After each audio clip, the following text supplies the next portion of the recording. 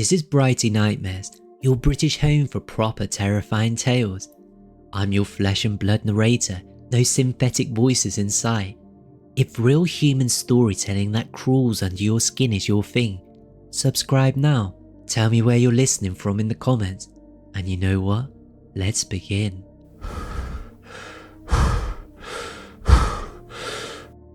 I've been a search and rescue volunteer for 8 years.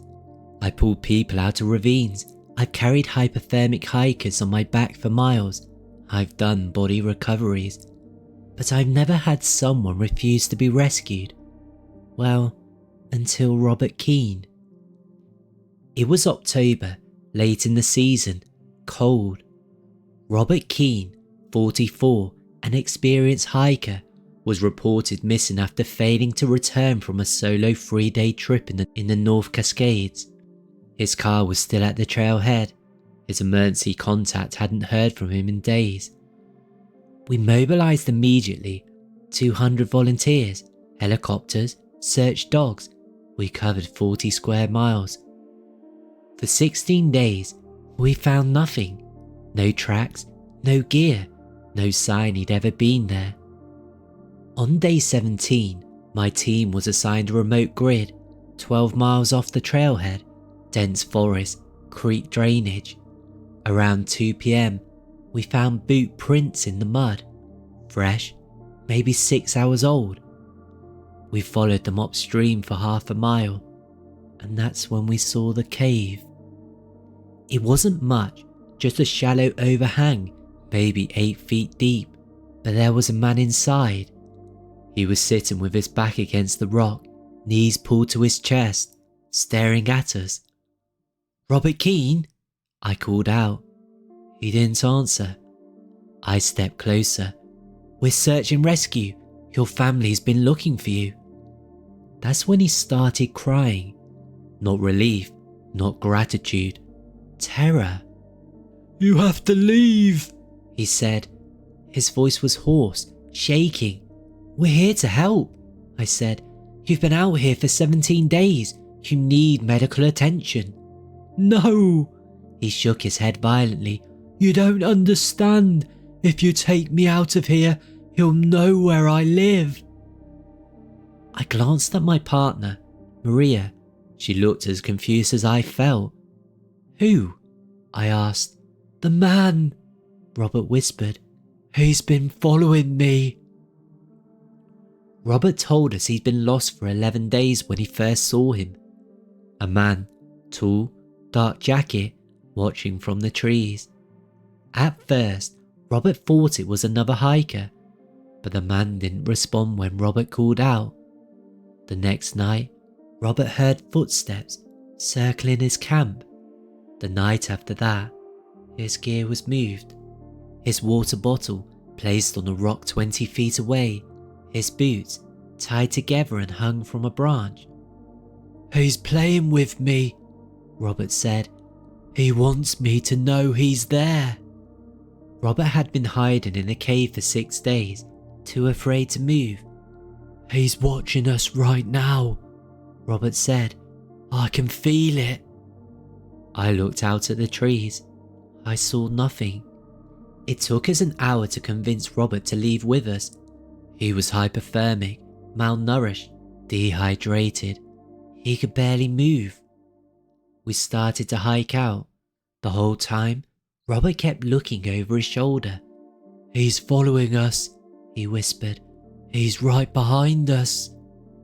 I turned around. There was nothing. We got Robert to the hospital. Severe malnutrition, frostbite in 3 toes, dehydration. The psych evaluation came back clean. No schizophrenia, no psychosis, no prior mental health issues. But Robert refused to go home. "He knows where I live now," Robert said. "He saw you take me out. He followed us." The hospital kept him for observation, 2 weeks. When they finally released him, Robert went back to his apartment in Seattle. 3 days later, his neighbour called the police. Robert was gone. His door was unlocked. His wallet and phone were on the kitchen counter. He just left. The police interviewed the neighbours. One woman, Mrs. Alvarez, 3rd floor, said she'd seen a man in a dark jacket standing across the street, watching Robert's building for 3 days straight. She thought he was a homeless man, didn't think much of it. But after Robert disappeared, she realised the man never moved, never sat, never left, just stood there, watching. Robert Keane has never been found, but before I left the case, I did some digging. I found 3 other reports, same area, North Cascades, 2018, solo hiker reported being followed by a man in a dark jacket. They disappeared 2 weeks later. 2021, backpacker claims someone was moving his gear at night. He was found dead, hypothermia, but his body was 15 miles from where he should have been. 2023, a missing woman, last known location, same drainage where we found Robert. She told a ranger a day before she vanished, "Someone's been watching me." I don't take solo assignments anymore, and when I'm out there, in the deep woods, I always feel like I'm being watched. Because maybe Robert was right, maybe there is someone out there, and maybe he's still following. I hope I never find out. That volunteer still does search and rescue, but he never goes alone. The next team I'm about to tell you about, they followed a signal for 6 hours, but they never should have followed it at all.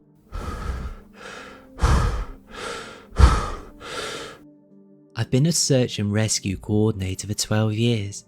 I've handled hundreds of distress calls, lost hikers, injured climbers, snowmobile accidents.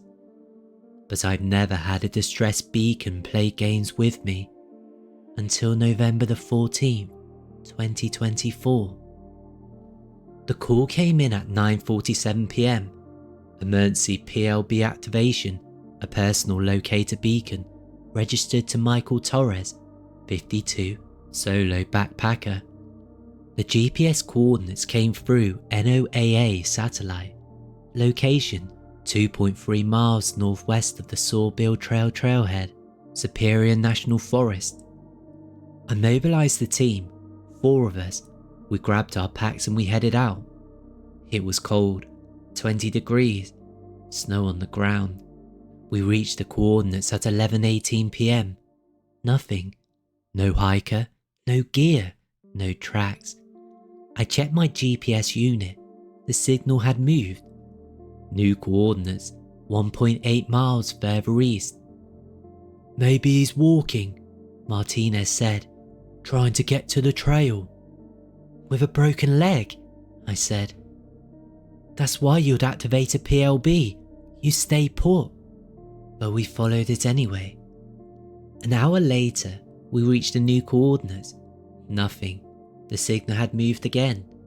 This time, 1.4 miles southeast. "This doesn't make sense," said Reed. "He's moving away from the trail." I radioed dispatch. "We're chasing a moving target. Confirm PLB is still active." "Affirmative," dispatch said. "Signal is strong. No malfunction detected."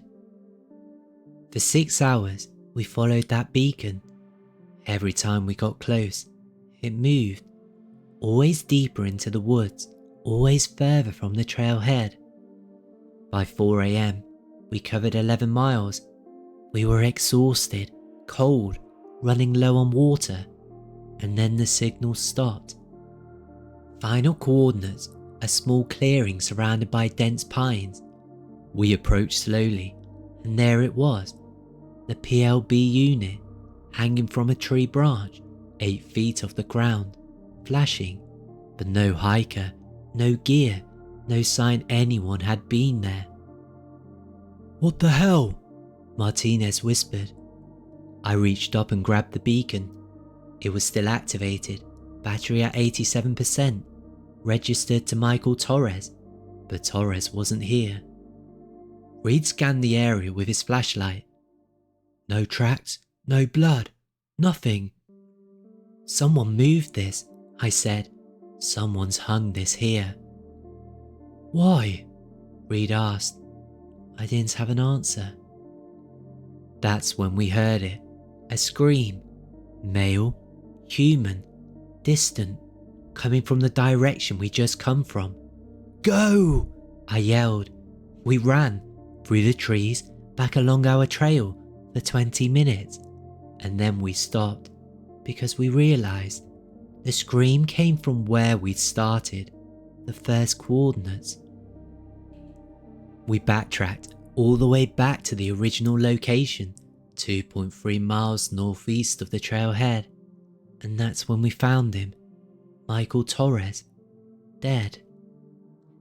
He was lying face down in the snow, no jacket, no gloves. His hands were torn up, fingernails broken, blood on his fingers. The medical examiner later confirmed Torres had been climbing trees over and over, trying to hang the beacon as high as he could. The cause of death, hypothermia. The time of death, approximately 8 PM the night before, 4 hours before we even started searching. But here's the part that just doesn't make sense. We searched this exact spot first, at 11:18 PM. Torres wasn't here. We swept the area, 3 of us, with flashlights. We would have seen him. But his body was right here, in the open. The coroner said he'd been dead for at least 6 hours by the time we found him, which means he was already dead when we arrived the first time. So where was his body? The investigation lasted 2 months. No conclusions, no evidence of foul play, no other footprints, just our tracks and Torres's body. The theory, Torres in the final stages of hypothermia. He kept moving his own beacon, trying to signal for help. But that doesn't explain why we didn't find him the first time, or who screamed at 4:17 AM. 8 months later, another PLB activated in Superior National Forest. A different hiker, different location. But the same thing happened. The signal kept moving, for hours. The search and rescue team followed it for 9 miles. When they finally reached the beacon, it was hanging from a tree. The hiker's body was found 3 days later, at the first coordinates where they searched on day 1.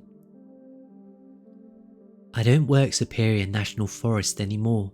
I requested a transfer, because I know what it feels like to be led in circles, to follow something that's leading you away, and I know what it sounds like when the wood screams. I still hear it sometimes, at night, when I close my eyes. That coordinator transferred to a different forest, but the signals keep moving and search teams keep following them. The third story I'm about to tell you is about a body we brought out and the woman we saw 3 days later, wearing the same clothes we found folded next to her corpse.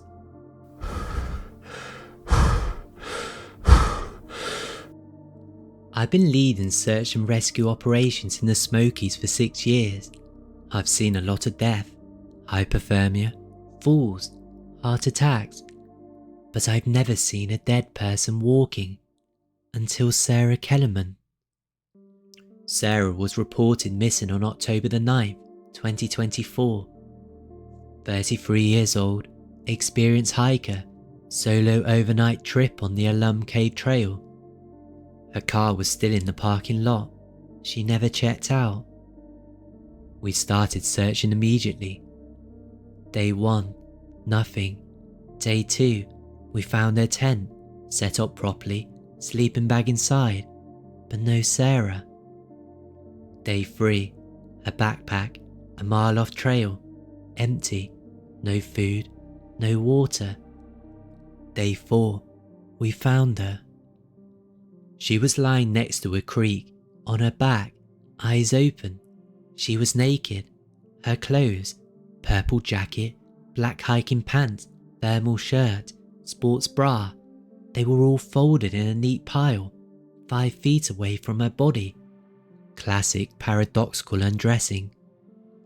Paradoxical undressing is a symptom of severe hypothermia. In the final stages, the victim's body temperature regulation fails.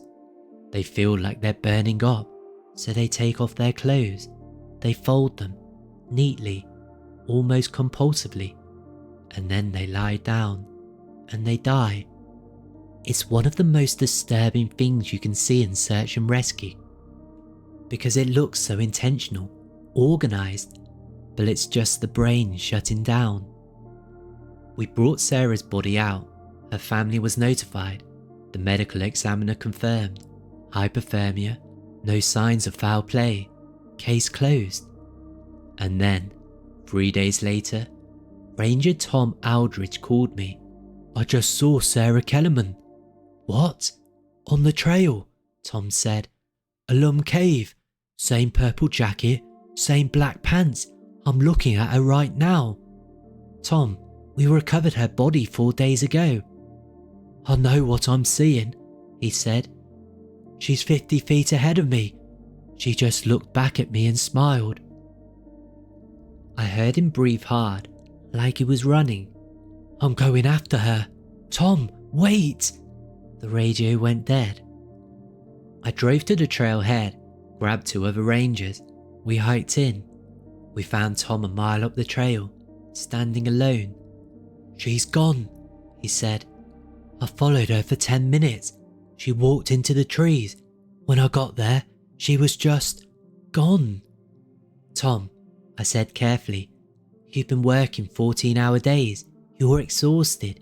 You saw someone who looked like her." "It was her," he said. "Same face, same clothes, same everything." We searched the area, and that's when we found the footprints. Boot prints, women's size 8, Sarah's size. The tread pattern matched the boots we recovered with her body. The prints led 2.7 miles into the forest, and then they stopped at a rock outcropping. Just stopped. No sign of where she went, no scrambling marks, no indication she climbed. The prints just ended. 2 weeks later, a hiker named David Chow filed a report. He said a woman in a purple jacket approached him on the Alum Cave trail. She asked him for directions to the trailhead. "She looked lost," David said. "Confused. I turned around to point, and when I looked back, she was gone." He described her: 33, blonde, purple jacket and black pants. Sarah Kellerman. I went back through old case files, looking for similar incidents. I found 4. 1999, a male hiker, died of hypothermia, paradoxical undressing, body recovered. 2 weeks later, the park ranger reported seeing the same man, hiking alone. The ranger approached him. The man smiled and walked into the trees. 2004, female hiker, hypothermia, paradoxical undressing, body recovered.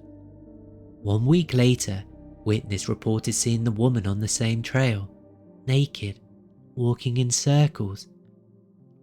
2011, male hiker, hypothermia, paradoxical undressing. 3 days later, multiple witnesses reported seeing him. One said he asked for help.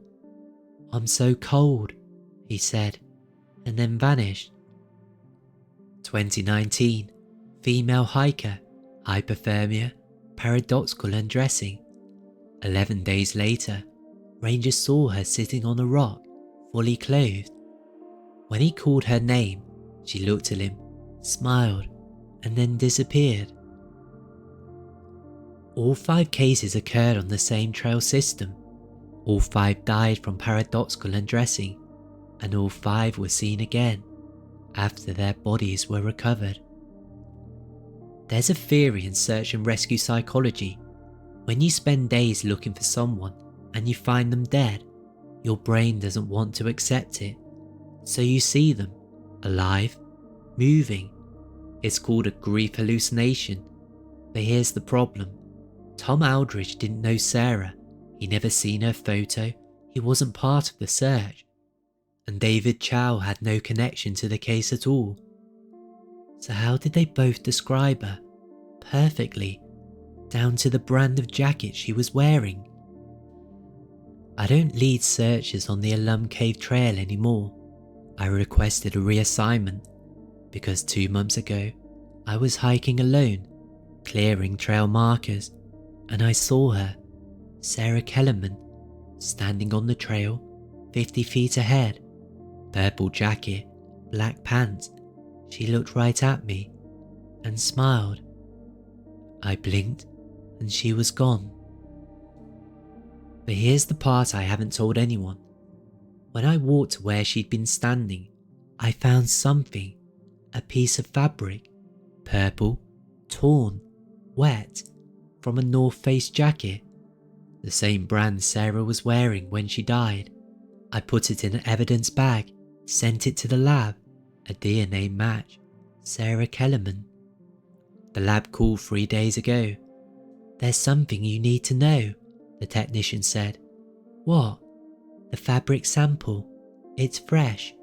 The tear happened within the last 72 hours. I felt my stomach drop. That's impossible, I said. I know, she said, but the tissue is still viable. Cells are intact. It's not degraded. She paused. It was like it was torn off a living person. Sarah Kellerman died on October the 13th, 2024.